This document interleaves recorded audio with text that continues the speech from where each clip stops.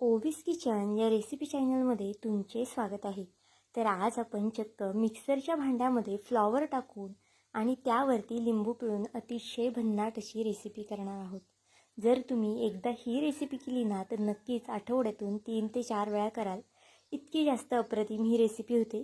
खरं तर या रेसिपीच्या ना तुम्ही प्रेमातच पडणार आहे. खूप जास्त खायला अप्रतिम होते आणि तुम्ही यापूर्वी ही रेसिपी कधीच केली नसेल. आपण खूपदा फ्लॉवरची भाजी केली आहे, भजी वगैरे केली आहे किंवा खूप इतर पदार्थ तुम्ही केलेच असतील. पण फ्लॉवरची ही रेसिपी एकदा नक्कीच करून पहा. तुम्ही नेहमीच पुन्हा पुन्हा ही रेसिपी कराल. मुलांच्या डब्यासाठी म्हणा, नाश्त्यामध्ये म्हणा, जेवणामध्ये म्हणा किंवा मग कधीही केली ना पाहुणे रावळे आल्यावरती तरीसुद्धा चालणार आहे. तर आता बघा, त्यासाठी इथे आपल्याला फ्लॉवर घ्यायचं आहे. आता ही रेसिपी ना मी 2 जणांसाठी करते. त्यानुसार बघा जे काही साहित्य घेतलेलं आहे ना तर ते मी त्यानुसार घेतलेलं आहे. आता इथे मी पावशेर इतपत फ्लॉवर घेतलेला आहे. पावशेरला थोडासा वरती असेल. तुम्ही जर जास्त लोकांसाठी करत असाल ना तर फ्लॉवरचं प्रमाण हे वाढू शकता. आता फ्लॉवरचे आपल्याला अगदी या पद्धतीने बारीक बारीक तुकडे करून घ्यायचे आहेत. आणि नंतर ना बघा, इथे मी फ्लॉवर कोमट पाण्यामध्ये टाकून घेतला आहे. पाणी खूप जास्त गरमसुद्धा नाही आणि थंडसुद्धा पाणी इथे मी घेतलेलं नाही. कोमटसर पाण्यामध्येच आपल्याला फ्लॉवर वगैरे टाकून घ्यायचं आहे. तुमच्या आवडीनुसार इथे तुम्ही फ्लॉवरचे तुकडे करून घ्यायचे आहेत. कारण की हा फ्लॉवर आपल्याला मिक्सरच्या भांड्यामध्ये टाकायचा आहे ना, त्यामुळे तुम्ही इथे बारीक मोठेसुद्धा तुकडे करू शकता. आता इथे पाहू शकता आपला सगळा फ्लॉवर कट करून झालेला आहे. आता सगळा फ्लॉवर आपल्याला पाण्यामध्ये टाकून घ्यायचा आहे आणि अगदी छान असा हा फ्लॉवर धुवून घ्यायचा आहे पाण्यामध्ये चोळून चोळून. पाहू शकता इथे सगळा फ्लॉवर पाण्यामध्ये टाकून घेतला आहे आणि अगदी छान पद्धतीने हा फ्लॉवर धुवून घेणार आहे. एकाच पाण्याने इथे मी फ्लॉवर धुवून घेणार आहे. त्यामुळे शक्यतो कोमटसर पाणी असलं ना की भाज्या अगदी छान निघतात आणि छान धुतल्यासुद्धा जातात. आता इथे फ्लॉवर छान धुवून घेतलेला आहे. यातलं पाणी काढून हा फ्लॉवर थोडा वेळ मी साईडला ठेवून देणार आहे. आणि इथे मी एक मोठ्या आकाराचा कांदा घेतला आहे. कांदा एकच मोठा आहे त्यामुळे मी एक घेतला आहे. तुमच्याकडे जर लहान लहान कांदे असतील ना तर तुम्ही 2 ते 3 कांद्यांचा वापर केला तरी चालेल.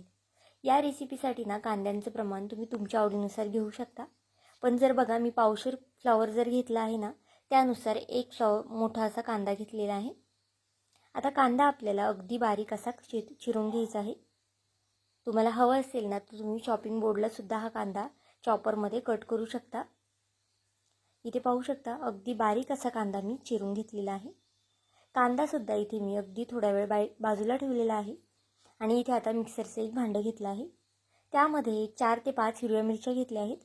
मिरचीचं प्रमाण हे तुम्ही तुमच्या आवडीनुसार कमी जास्त करू शकता. भरपूर असा लसूण घालून घ्यायचा आहे. काही कढीपत्त्याची पाने घातलेली आहेत. तुमच्याकडे जर कढीपत्ता असेल ना तर नक्कीच कढीपत्तासुद्धा यामध्ये घाला, कारण की कढीपत्त्याने खूप छान असा फ्लेवर येतो. यामध्ये जिरं घालून हे वाटून घ्यायचं आहे. अगदी बारीकसुद्धा वाटायचं नाही. पाहू शकता अगदी भरभरीत असं मी हे वाटून घेतलं आहे. तुम्हाला हवं असेल ना तर तुम्ही खलबत्त्यामध्ये सुद्धा हे ठेचू शकता. आता पुन्हा आपण मिक्सरचं भांडं घेतलं आहे आणि त्यामध्ये आता आपल्याला हा धुवून घेतलेला फ्लॉवर जो आहे ना तो घालून घ्यायचा आहे. फ्लॉवरमध्ये बघा अजिबातच पाणी वगैरे आपल्याला ठेवायचं नाही आहे. अगदी निथळून असा हा फ्लॉवर यामध्ये घालायचा आहे. नंतर ना आपल्याला या पदार्थामध्ये पाणी लागणार आहे, पण जर खूप जास्त आत्ताच पाणी घातलं ना तर नंतर ना आपला पदार्थ फसू शकतो. त्यामुळे बघा इथे अगदी निथळून असा सगळा फ्लॉवर यामध्ये मी टाकून घेतलेला आहे. आता जर तुमचा फ्लॉवर खूप जास्त असेल ना तुम्ही 2 टप्प्यामध्ये सुद्धा वाटू शकता. आता यामध्ये अर्ध्या लिंबाची मी फोड घेतली आहे. पाहू शकता लिंबू इथे तुम्ही तुमच्या आवडीनुसार यामध्ये घालू शकता. खूप जास्तसुद्धा लिंबू घालायचं नाही, नाहीतर मग आंबट होईल हा पदार्थ. त्यामुळे बघा मी अर्धच लिंबू यामध्ये पिळून घेतलेला आहे. आता जर तुम्ही ही रेसिपी 4 ते 5 जणांसाठी करत असाल ना तर अर्ध्याला थोडंसं जास्त लिंबू घेतलं ना तरी चालेल. आणि आता हे आपल्याला वाटून घ्यायचं आहे. अजिबातच पाणी वगैरे न टाकता हे वाटायचं आहे. पाहू शकता. आणि अगदी पेस्टसुद्धा केलेली नाही, अगदी रवाळ असं हे वाटण आपलं तयार झालेलं आहे. पाहू शकता इथे मिक्सरला एक तुम्ही 2 ते 3 वेळा फिरवलं ना तर अगदी आरामात अशा पद्धतीने तुमचंसुद्धा फ्लॉवर वाटलं जाईल. आता हा सगळा फ्लॉवर ना एका भांड्यामध्ये काढून घ्यायचा आहे. तुम्हाला हवं असेल तर तुम्ही खोलगटं कोणतं दुसरं भांडं घेतलं ना तरी चालेल. इथे मी प्लेटचा वापर केलेला आहे. पाहू शकता इथे सगळा फ्लॉवर काढून घेतला आहे आपण एका प्लेटमध्ये.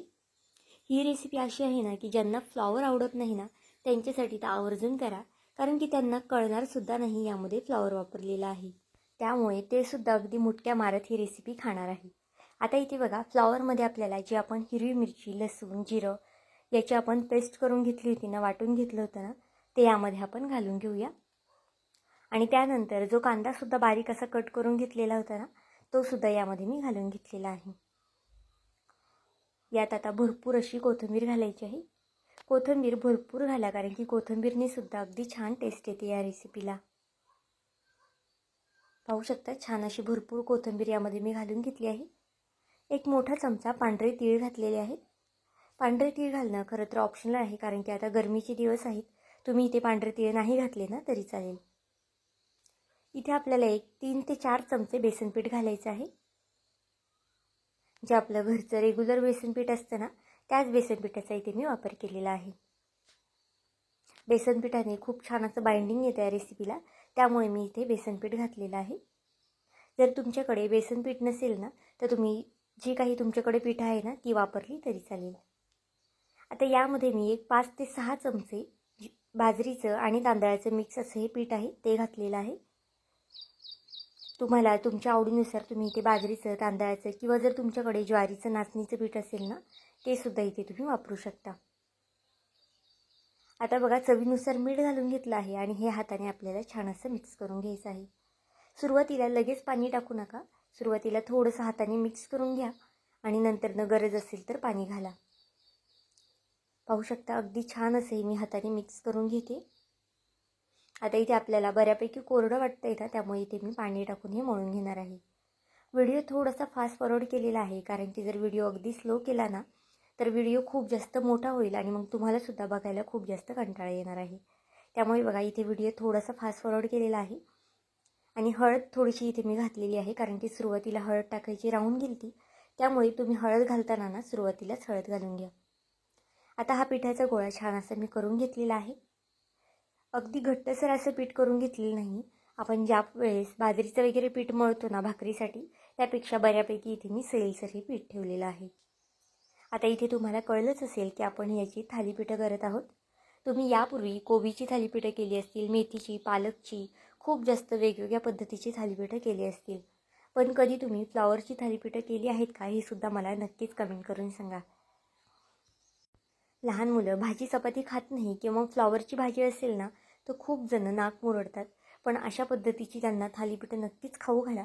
उन्हाळा असो, हिवाळा असो किंवा मग पावसाळा असो, कोणत्याही ऋतूमध्ये अगदी चविष्ट अशी ही रेसिपी आहे. उन्हाळ्यामध्ये शक्यतो जेवण जात नसेल तर त्या टायमाला सुद्धा तुम्ही ही रेसिपी बनवू शकता. आणि पावसाळ्यामध्ये सुद्धा करू शकता, कारण की पावसाळ्यामध्ये काहीतरी गरमागरम खायचं असतं आणि पौष्टिकसुद्धा आहे ही रेसिपी. त्यामुळे पावसाळ्यामध्ये सुद्धा ही थालीपीठं तुम्ही बनवू शकता. आता बघा, अगदी पातळ अशी थालीपीठं मी थापून घेतलेली आहे. रुमाल सुरुवातीला ओला करून घेतला आहे आणि जर हाताला चिटकत वगैरे असेल ना तर थोडंसं हाताला पाणी लावून हे थालीपीठ थापून घ्यायचं आहे. मध्ये अशा पद्धतीचे 4 ते 5 होल करून घेतले आहेत. आता बघा, एका पॅनला तेल लावून घ्यायचं आहे. तुम्ही पॅनऐवजी तव्यामध्ये सुद्धा ही थालीपीठं करू शकता. इथे सुरुवातीला मी तेल लावलेलं आहे. तुम्हाला सुरुवातीला तूप लावायचं असेल ना ते सुद्धा तुम्ही लावू शकता. सुरुवातीला जर तुम्ही तूप लावलं ना तर मग तवा खूप जास्त तापलेला असतो आणि मग तूप वगैरे जळू शकतं. त्यामुळे इथे बघा, मी नंतर तूप घातलेलं आहे वरनं. तुपाने ना अजून छान असा फ्लेवर येतो या पदार्थाला, त्यामुळे तूप आवर्जून घाला जर मुलांना आवडत असेल तर. गॅस आता खूप जास्त फास्टसुद्धा करायचा नाही. अगदी मीडियम टू लो गॅसवरती आपल्याला ही थालीपीठं शिजवून घ्यायची आहेत. पाहू शकता इथे आता अगदी गॅस मीडियम केलेला आहे मी. खूप फास्टसुद्धा नाही आणि खूप जास्त स्लोसुद्धा नाही. आणि 3 ते 4 मिनटासाठी हे थालीपीठ झाकून ठेवलेलं आहे. अगदी खमंग आणि खुसखुशीत अशी थालीपीठं होतात. खायला खूप जास्त अप्रतिम लागतात. अगदी वेगळ्या चवीची होतात. तुम्ही जर एकदा ही थालीपीठं केली ना तर नक्कीच बाकीची सगळी थालीपीठं विसराल, इतकी जास्त अप्रतिम ही थालीपीठं तयार होतात. आता बघा, एका साईडने छान असं खरपूस हे थालीपीठ मी भाजून घेतलेलं आहे. अगदी छान गोल्डन असा रंग येतोपर्यंत ना हे थालीपीठ आपल्याला भाजायचं आहे. आता अशाच पद्धतीने दुसऱ्या साईडने सुद्धा छान खरपूस असं हे थालीपीठ मी भाजून घेणार आहे. वरनं भरपूर असं तूप लावून घ्यायचं आहे. तूप जर आवडत नसेल तर तुम्ही बटर किंवा मग तेलाचा सुद्धा इथे वापर करू शकता. आता बघा मीडियम गॅसवरती दोन्ही साईडने हे थालीपीठ मी छान असं खरपूस असं भाजून घेतलेलं आहे. थालीपीठ करताना ना अगदी छान पातळ थालीपीठं करा, म्हणजे मग शिजायलासुद्धा अगदी पटकन शिजतात आणि खायलासुद्धा अगदी रुचकर लागतात. आता आपलं पहिलं थालीपीठ झालेलं आहे. आता पुन्हा थोडंसं तेल लावून घेऊया आपण तव्याला आणि अशाच पद्धतीने बाकीची सुद्धा थालीपीठं करून घेऊया. जर तुम्ही इथे थालीपीठं जाड केली ना मग शिजायला खूप जास्त वेळ लागू शकतो. त्यामुळे करताना थोडंसं पातळ पीठ करा आणि मग थापायलासुद्धा अगदी पटकनी थापली जातात आणि पातळसुद्धा थालीपीठं छान होतात. आता बघा दुसऱ्यासुद्धा थालीपीठाला मी वरच्या साईडने थोडंसं तूप लावून घेतलेलं आहे आणि हे सुद्धा थालीपीठ एक 2 ते 3 मिनटासाठी झाकण ठेवून आपल्याला वाफ काढून घ्यायची आहे. जर ही रेसिपी तुम्ही एकदा जरी केली ना तर नक्कीच पुन्हा पुन्हा कराल आणि हा व्हिडिओ थोडा जरी आवडला असेल ना तर नक्कीच व्हिडिओला एक लाईक आणि एक सबस्क्राईब करून घ्यायला विसरू नका. आणि माझा हा व्हिडिओ तुम्ही कोणत्या देशातून शहरातून पाहत आहात ना हे सुद्धा मला कमेंट करून मात्र नक्की सांगा. इथे बघा हे सुद्धा थालीपीठ छान असं खालच्या साईडने खरपूस भाजून घेतलेलं आहे मी. मुलांच्या डब्यासाठी म्हणाल ना तर अगदी उत्तम पर्याय आहे. किंवा मग जेवणाला काय बनवायचं सुचत नसेल आणि भाजी चपाती खाऊन कंटाळा आला असेल ना तर अशी गरमागरम थालीपीठं तुम्ही बनवू शकता. नुसती खाल्ली तरी अप्रतिम होतात. खोबऱ्याची चटणी करा किंवा मग टोमॅटो केचप मेयोनीज कशासोबतही खाल्ली ना तरीसुद्धा खूप जास्त अप्रतिम लागतात ही थालीपीठं. चहासोबतसुद्धा ही थालीपीठं अधेमध्ये खायला तुम्ही बनवू शकता. बनवायलासुद्धा अगदी झटपट बनतात, कमीत कमी वेळेमध्ये सुद्धा तयार होतात. आता बघा हे सुद्धा थालीपीठं खालच्या साईडने छान खरपूस मी भाजून घेणार आहे. आता एक साईड पलटी करून घेऊया. पाहू शकता अगदी छान असा गोल्डन रंग आलेला आहे खालच्या साईडने सुद्धा थालीपीठाला. आता अशाच पद्धतीनं ना सगळी थालीपीठं मी करून घेणार आहे. हे थालीपीठाचं पीठ ना तुम्ही फ्रीजमध्ये सुद्धा स्टोअर करू शकता एका दिवसासाठी. जर तुम्हाला सकाळ सकाळ घाई गडबडी बनवायची असेल तर तुम्ही संध्याकाळचं हे थालीपीठाचं पीठ बनवून ठेवू शकता आणि सकाळची अगदी गरमागरम अशी थालीपीठं बनवू शकता. इथे पाहू शकता आता सुरुवातीला 2 थालीपीठं झालेली आहेत ना ती तुम्हाला मी दाखवते. अगदी खरपूस अशी जर तुम्हाला करायची असतील ना तर थालीपीठं छान पातळ करा आणि छान मऊसूत हवी असेल ना तर थोडीशी जाड ठेवली ना तरी चालेल.